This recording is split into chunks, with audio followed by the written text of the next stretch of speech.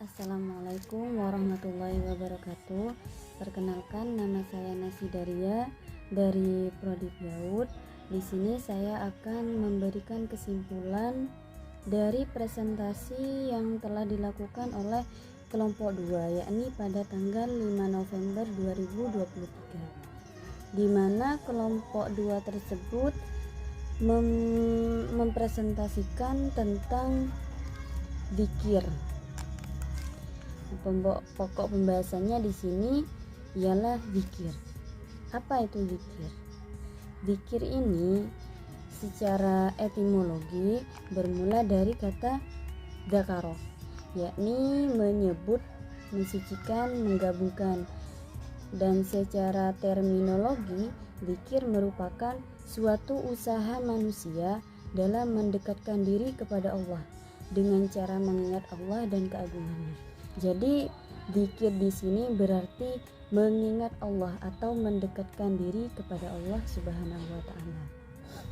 Nah, peran zikir di sini kepada umat manusia yang beragama dimaksudkan menjadi sarana komunikasi dengan Allah Subhanahu wa taala. Bagaimana komunikasinya? Lewat zikir tersebut. Jadi umat manusia itu yang beragama bisa berkomunikasi dengan Allah Subhanahu wa taala melalui zikir tersebut. Bukan berarti komunikasi itu berkomunikasi langsung, begitu. Ya. Zikir juga sebagai penenang jiwa. Nah, zikir tersebut bukan hanya sebagai sarana komunikasi kita kepada Allah Subhanahu wa taala, jadi juga berperan sebagai penenang jiwa. Coba kalau kita stres berzikir, insya Allah jiwa kita akan kembali tenang. Tidak hanya berpengaruh kepada pengembangan rohani seseorang, banyak juga berpengaruh terhadap dimensi fisik, misal dalam menyembuhkan berbagai jenis penyakit fisik maupun menghilangkan kondisi seperti tadi yang sudah saya sebutkan, seperti stres, cemas, dan depresi dan lain sebagainya. Itu bisa disembuhkan melewati zikir. Jadi zikir itu salah satunya sebagai penenang jiwa terhadap seorang manusia, terhadap fisik atau rohani manusia. Nah, di sini juga ada zikir dari sudut pandang kedokteran. Jadi zikir dari sudut pandang kedokteran, ilmu kedokteran, yakni dapat membangkitkan harapan, rasa percaya diri pada diri seseorang yang sakit sehingga mempercepat proses penyembuhan. Jadi zikir ini dalam ilmu kedokteran juga sangat berperan penting, karena dengan zikir tersebut seseorang bisa mempunyai harapan untuk sembuh. Jadi zikir di sini bisa lebih mempercepat proses penyembuhan ketika seseorang tersebut sakit. Bagaimana tidak bisa mempercepat kesembuhan? Kadang orang itu jika tidak mempunyai harapan, itulah yang bisa menjadi stres, tidak percaya diri. Jadi tidak percaya diri untuk dia sembuh. Nah, jadi zikir tersebut dalam ilmu kedokteran juga berperan dalam penyembuhan, dalam mempercepat proses penyembuhan, karena zikir tersebut bisa membangkitkan percaya diri seseorang atau membangkitkan harapan untuk sembuh. Itu dari sudut pandang kedokteran. Nah, zikir di sini itu bisa dibaca dengan hati atau pelan, bisa juga dibacakan dengan sedang, bisa juga dengan keras atau nyaring, tergantung kenyamanan atau kehusyuan mereka.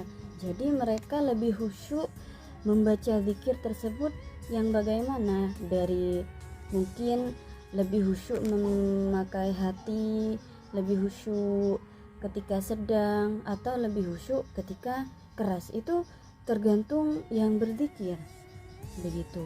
Jadi zikir tersebut bisa dibaca dibaca 3 tersebut, dengan hati atau pelan, sedang ataupun keras, begitu. Tergantung kenyamanan orang yang berzikir. Mungkin di sini teman-teman banyak ya melihat seseorang berzikir secara keras, ataupun ketika kita sholat berjamaah itu kan zikirnya keras ya. Jadi di sini alasan zikir itu kenapa dibaca keras, salah satunya ya biar kita itu tidak mengantuk, begitu. Karena apa? Kita itu manusia, jadi ada kalanya kita itu kalau yang tenang-tenang, kalau membaca zikirnya mungkin tidak bersuara, dengan hati, bisa jadi kantuk itu akan datang. Karena begitu ya, kalau kebaikan pasti setan itu akan lebih cepat menggoda kita, apalagi katanya tadi kalau berzikir dibaca pelan. Jadi salah satu alasan kenapa orang-orang itu banyak yang melantunkan zikir itu secara keras. Jadi salah satu alasannya ialah untuk tidak mengantuk. Nah, itu tidak mengantuk juga, mungkin mereka lebih khusyuk ketika zikir itu dibaca dengan lantang. Tergantung kehusyukan dan kenyamanan mereka. Itu pembahasan tentang bagaimana zikir itu dibaca pelan, sedang ataupun keras, tergantung si penzikir, tergantung yang berzikir itu nyamannya bagaimana, khusyuknya bagaimana, begitu. Nah, sekarang ada juga pembahasan adab-adab berzikir, etika kita berzikir. Apa itu etika? Jadi etika itu aturan ketika kita berzikir. Jadi etika itu tidak hanya berlaku kepada manusia, sesama manusia. Contohnya adab ketika kita sama orang tua, adab ketika kita sama tetangga. Itu etika, bukan cuma kepada sesama manusia, itu ada etika. Jadi kepada Allah Ta'ala pun termasuk berzikir ini juga ada etikanya. Apa etika? Apa adab-adab berzikir? Yaitu dengan dalam keadaan suci.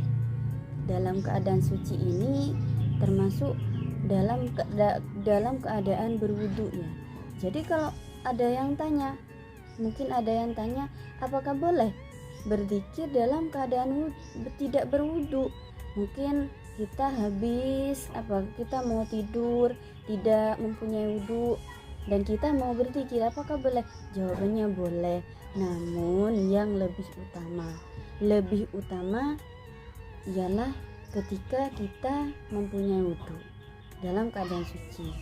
Apalagi adab ketika kita berzikir, yaitu menghadap kiblat. Contohnya ketika kita selesai sholat itu pasti sudah menghadap kiblat ya, sudah dalam keadaan bersuci. Jadi ketika kita setelah selesai melaksanakan sholat itu tentu sudah memenuhi adab-adab berzikir, begitu. Apakah boleh kita tidak menghadap kiblat? Boleh, namun lebih utama, begitu. Apalagi adab-adab berzikir, yaitu waktunya di tengah malam ke atas, sepertiga malam lah, begitu. Kenapa harus sepertiga malam atau tengah malam? Karena di waktu itu adalah waktu di mana langit terbuka, bukan secara kasat mata langit terbuka beneran ya, bukan, namun cuma istilahnya langit itu ketika kita sedang tidur, ketika enak-enak kita tidur. Langit itu ketika langit itu sedang terbuka. Jadi turun naiknya malaikat itu pada waktu tengah malam tersebut. Jadi ketika kita berzikir waktu tengah malam, zikir kita itu gampang diterima, hajat kita itu gampang diterima. Karena waktu itu ketika manusia yang lain enak-enak tidur, kita berjuang sendiri kita berzikir kepada Allah gitu. Nah, itu saja yang bisa saya simpulkan dari presentasi yang telah dilakukan oleh kelompok 2 yang mengenai zikir. Itu saja yang bisa saya simpulkan dari tugas matkul manakib yang membahas zikir. Kurang lebihnya saya mohon maaf. Wabillahi taufiq wal hidayah. Wassalamualaikum warahmatullahi wabarakatuh.